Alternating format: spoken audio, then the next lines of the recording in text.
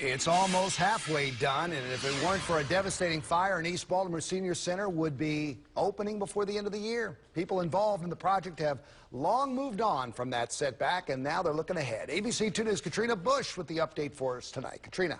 Now, Jamie, the Senior Center was one of at least 19 buildings that were burning at the height of the unrest in Baltimore in April. Well, now the center is on a new schedule for completion.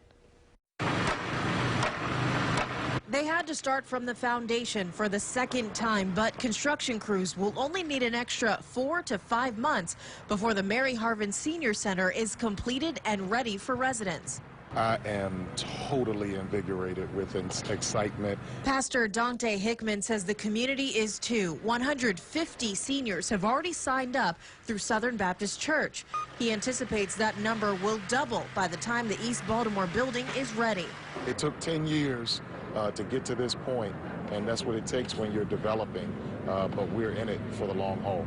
The church-sponsored project was close to 50% completed when it burned. The ATF is still investigating the cause. Hickman says he was devastated but is beyond encouraged by the response. And any negatives that have ever come against this project have only caused it to evolve into something greater. And so I'm just excited about what God is going to do through the negative to the positive. You're seeing on the outside here very much what it'll look like. A lot of the work that remains to be done is on the inside.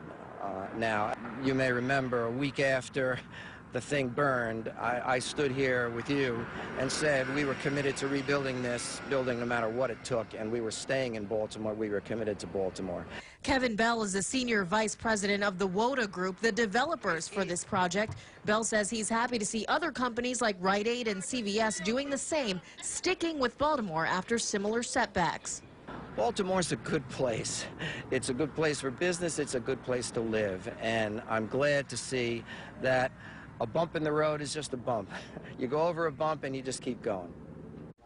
And Hickman and Southern Baptist Church are taking that attitude to the next level. Hickman says they're in the early stages of a few more projects in the community, including an early childhood development and youth empowerment center. All right.